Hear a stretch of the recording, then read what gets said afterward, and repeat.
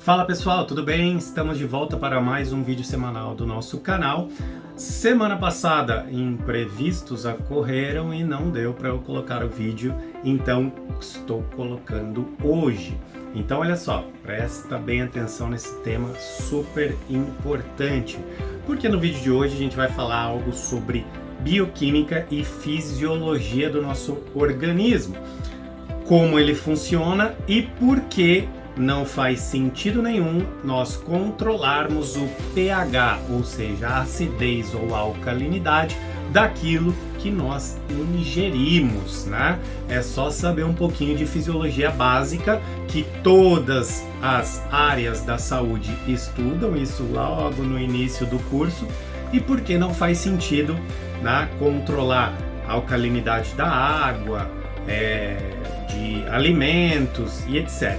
Basicamente porque o nosso corpo faz todo esse trabalho de um controle, um exímio controle do pH sanguíneo, que é bem ajustado antes dos alimentos e líquidos serem absorvidos no nosso organismo. Beleza? Vou mostrar para vocês então. Vem comigo!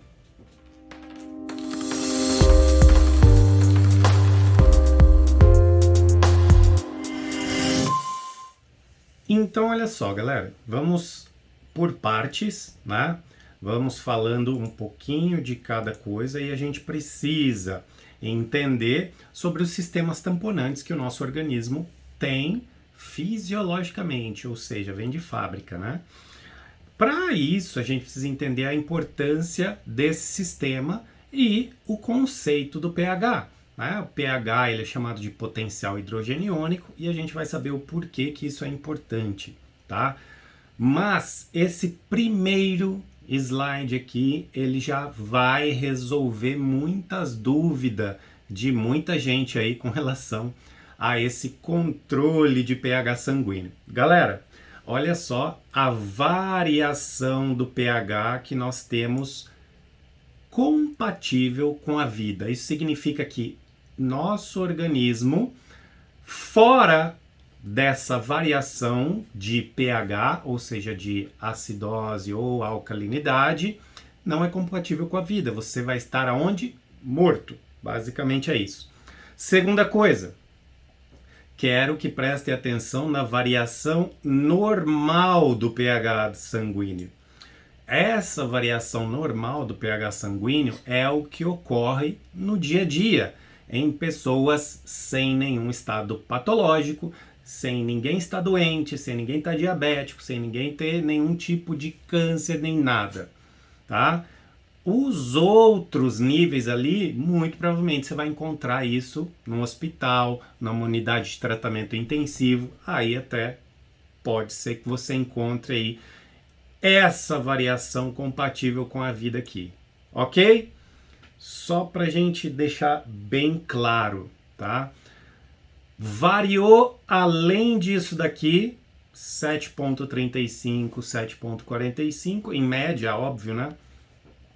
Nós já temos alguma doença instalada ou se instalando, ok? Então, só para lembrar, potencial hidrogeniônico é a concentração de hidrogênio que nós temos em determinada solução. Óbvio que a gente está falando do nosso organismo, então vamos falar da solução sangue, plasma sanguíneo, tá? Então a gente precisa entender que quanto mais ácido é o nosso organismo, maior será, ou melhor, menor será o pH, né? Quanto mais teremos hidrogênios naquela solução, a quantidade, o número da medição do pH, ele vai ser menor. E quanto mais básico, quanto mais alcalino, maior será o número mostrado, lógico, se for feita uma medida, né, por um pHmetro, ou uma medida por um equipamento que mede ali a acidez ou a alcalinidade. E aqui do ladinho eu coloquei para vocês, né, uma representação de um livro bem interessante aí de bioquímica mostrando, né, o pH de alguns alimentos que nós temos aí consumido praticamente semanalmente ou até diariamente, né? Agora olha só que interessante, aqui o vinagre, o suco de limão. Olha só que interessante. A gente está girando entre pHs de 3 e 2, né? Super ultra ácido. Tá? Ou seja, ninguém fica doente ingerindo suco de limão.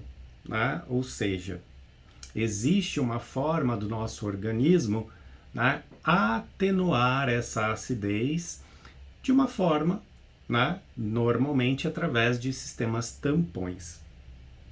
Então olha só que interessante, né? Ó, bicarbonato, né, alguns tipos de alvejantes, limpadores à base de amônia. Né? Então nós temos aí esse largo espectro de exemplos para a gente falar sobre acidez e alcalinidade.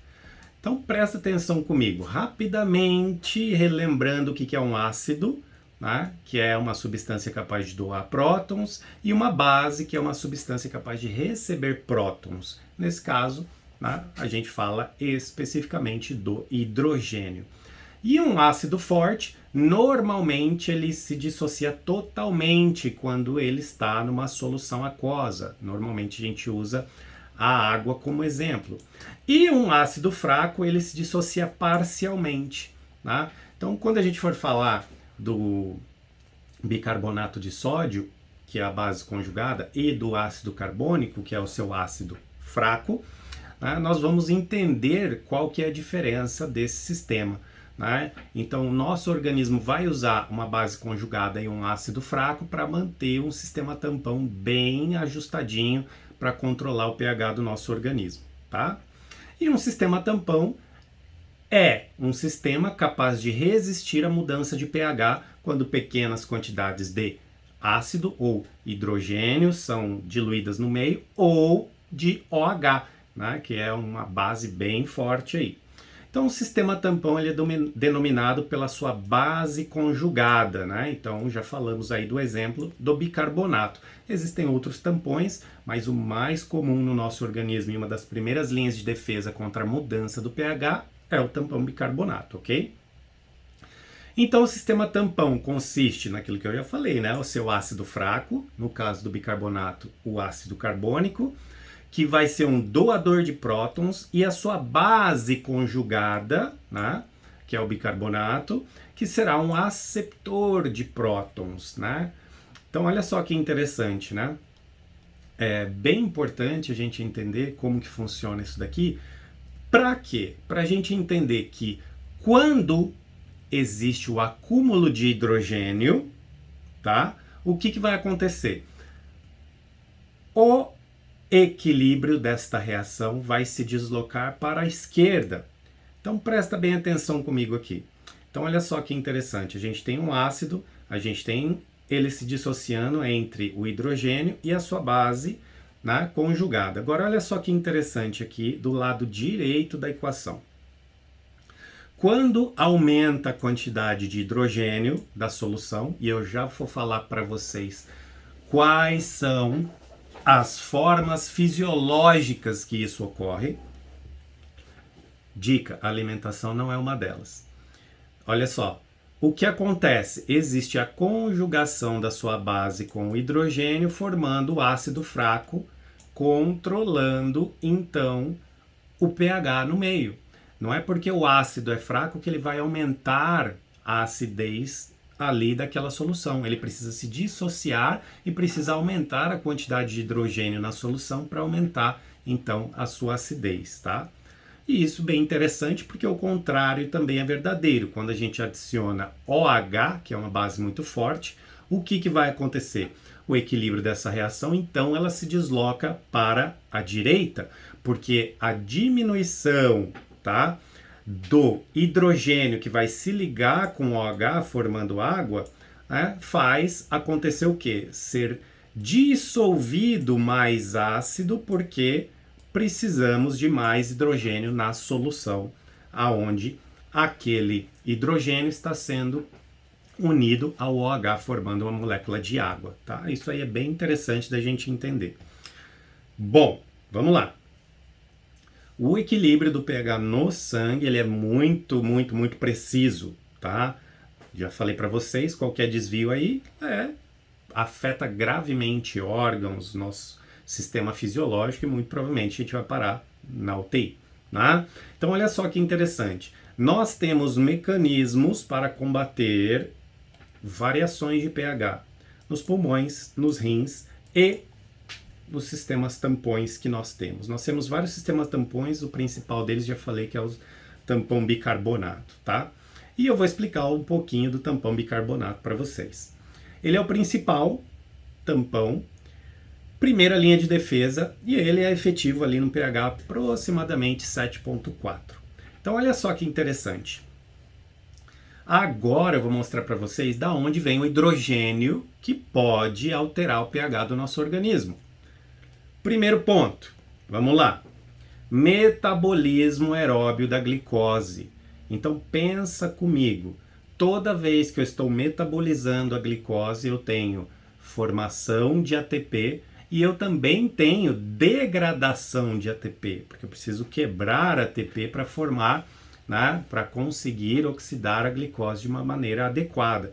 E isso, consequentemente, faz liberar o quê? Faz liberar hidrogênio, tá? Metabolismo anaeróbio da glicose, que é a formação do ácido lático.